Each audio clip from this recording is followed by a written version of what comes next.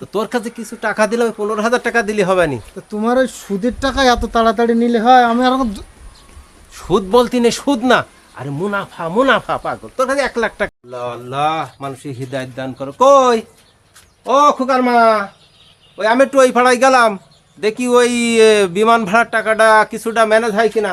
তুমি এদিকে দেখো, যেহেতু যা জমি জায়গা আছে আল্লাহ ভালোই দিছি, যেখানতে করি না কেন সব তো বুঝ করে দিলাম।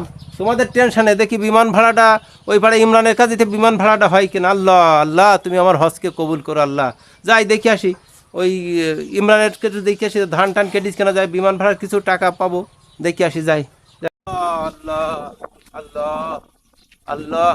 মামু, আবার কি হইলো? মামু, আমি শুনলাম তুমি হজে যাচ্ছাও। হ্যাঁ, হজে যাচ্ছি তো, তাই কি হয়েছে?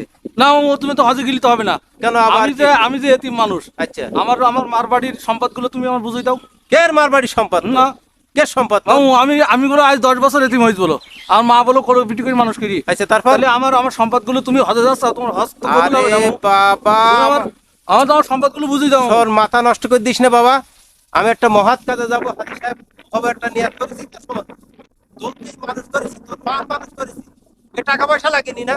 জমি জমি জমি, কে জমি তোদের, কে জমি, কে জমি? মামু, আমার মা তোমার বোন না? আরে বোন, তাই কি হয়েছে? তা বোন তার অংশ তুমি ফাঁকি দাও, তুমি হজ করতে যাবা? আরে তোর ফাঁকি, কেন ফাঁকি আবার? শোন, বেশি মাথা গরম করিস না। আমি ওই পাড়া ইমরানের কাছে যাবো, কটা টাকা পাবো, বিমান ভাড়ার টাকা দরকার আমার। মাথা নষ্ট করিস না না। মামু, ওই বললে হবে না। মাথা- তুমি হজ করতে যাও, আমি ইমাম সাহেবের ডাকতে যাচ্ছি। আরে তোর ইমাম সাথে যা যা। আমি ইমাম সাহেবের ডাকতে যাচ্ছি, দেখি তুমি হ্যাঁ, হজ যা কিরম যা যা, করো। কোন ইমামের ডাকবি তুই? ডাকিস কেন? জমি জমি জমি করি মাথা কাজে, এত কষ্ট করে মানুষ হলে ভুড়ি বানাই দিলাম, মানুষ করি টাকা, এখন ওর মা জমি ফাঁকি দেখেছে, ফাঁকি দেখাইছি। ও টাকা পয়সা তো আমার খরচ হয়নি ওর মানুষ করতে গেলে, টাকা লাগে না, জমি জমি জমি। না, তোর কোন ইমাম সাহেব ডাকবি, দেখি দেখি নিয়ে জমি। এই তোর তো খুঁজছে আমি, কি ব্যাপার? আমার কেন খুঁজছো? আরে টাকা লাগবে না, তুই জানিস না আমি হজে যাচ্ছি, আমার তো বিমান ভাড়ার দরকার। তো তোর কাছে কিছু টাকা দিলে 15,000 টাকা দিলে হবে নি? তো তোমার ওই সুদের টাকা এত তাড়াতাড়ি নিলে হয়? আমি আর সুদ বলতি নে, সুদ না, আরে মুনাফা মুনাফা পাগল। তোর কাছে 1,00,000 টাকা দিছি, 15,000 টাকা, ওটা মুনাফা ওই বলছে। ওই হইলো। তা আমার ধান এখনো কাঁচা, ধান কাটবো, উঠবে, তার অত ব্যস্ততার শত পরে তো। বুঝি নে, আমার মুনাফার টাকা আগে দিতে হবে, কারণ আমি বিমান ভাড়া দেবো। আমার মাথা নষ্ট করে দিয়েছে আমার ভেগনি, জমি জমি করি। যাক শোন, আমি চলে যাচ্ছি, তুই তাড়াতাড়ি করার কাঁচা ধান কেটে ফেলি আমার টাকা। বিমান হজে যাবো না, বিমান ভাড়া তোড়ে যা। হতে যাবো, আমার ক্ষতিই যাবে, ধানের টাকা উঠবে না তো। আমি অত শত বুঝি নে, আমার হাজি সাহেব হইতে হবে না, হজে যাব আমি। আমি হাজি প্রধান হবো, বুঝতে পারছিস না? তুই শোন, ও কাঁচা ধান কেটে ফেলো, হয়ে যাবে নি। তুই টাকাটা আমার আগে দিস, তবে ওই সুদির টাকা বলিস না, বলবি মুনাফা মুনাফা, হাজি সাহেব বুঝি না। তাই তুই তাড়াতাড়ি যা, আমার এমনি মাথা গরম করে দিস, আমার ওই ভেগনে জমি জমি করে নে থাক, আমি চলে গেলাম বলো। আচ্ছা, ঠিক আছে, যাও। তুই টাকাটা আগে দিস। আচ্ছা। গেল সেসব, কোনো খুঁজে পাচ্ছি না কারণ। হ্যাঁ, বাড়ির দিকে যায় বিমা। ইমাম সাহেব, ওই যে আপনার ডাকতে গেছিলাম না, ওই যে আমার মামু, ওই তুই ইমাম এই। সাহেবের ডেকে নিয়ে আইছিস? এই আমার মামু আমার হক ফাঁকি দেয়, হজ করতে যাচ্ছে। আমি এর হক ফাঁকি দিছি? ওয়ালাইকুম সালাম। আমি এর হক ফাঁকি দিছি? আরে ইমাম সাহেব, যেগুলো আমি কথাগুলো আপনার বললাম না গুছাই, দেখেন আমি এতিম মানুষ, আমার মামু আমার মানুষ করেছে দেখি আমার হক ফাঁকি দিয়ে ঠিক উনি উড়াল দিচ্ছে হজ করতে। ওই হজ কি কবুল হবে? আপনি আপনি একটু বুঝান দিন, নাইলে আমি আমি তো আরে আমার- বাবা, কথা হিসাব কিতাব করে বল। হুজুর, আমি বলি, ওর মা, ওর আব্বা ছোটবেলায় মারা যায়, আচ্ছা, ওর আমার কাছে মানুষ, ওর যে হাতিপানা বড় করেছি খাওয়াইয়ে, তার টাকা লাগেনি?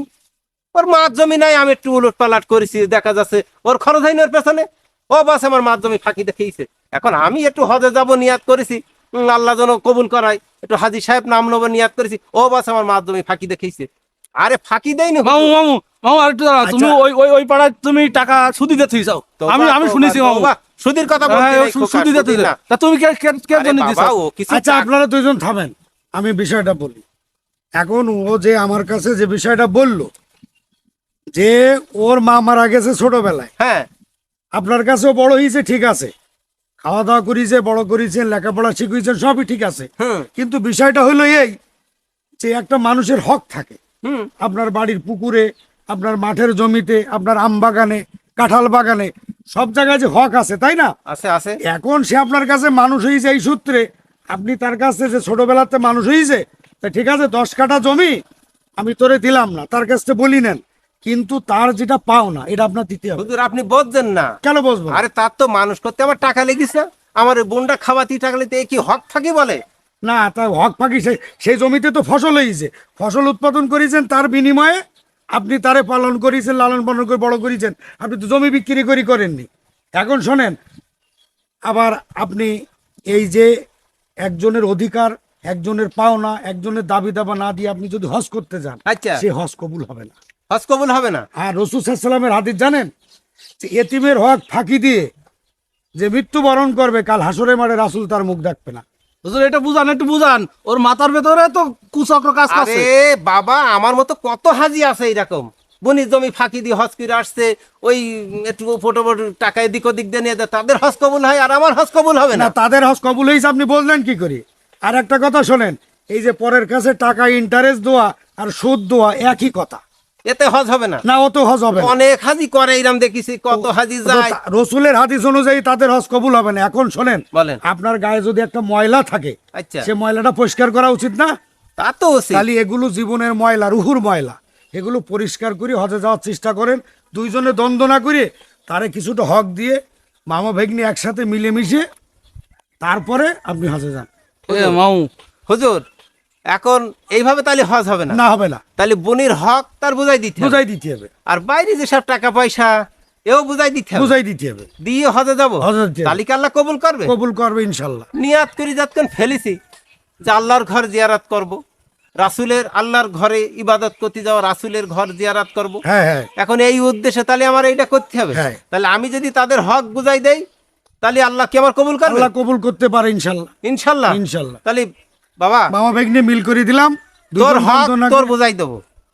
আমি চাই ভালো হাজি হব, ভণ্ড হাজি আমি হতে চাই না। মানুষের হক মেরে আমি হাজি হতে চাই ও না। তুই বুঝতে পারিস? আর একটা কথা শোন, যারা আমি যাদের ও টাকা কষ্ট করে দিলাম, মানুষ করেছিস তুই আবার বাবা ঠিক আছে, তোর সাথে খারাপ সব- ব্যবহার করিস মামু, তুই না না না, তোর হক আমি বুঝাই দেবো।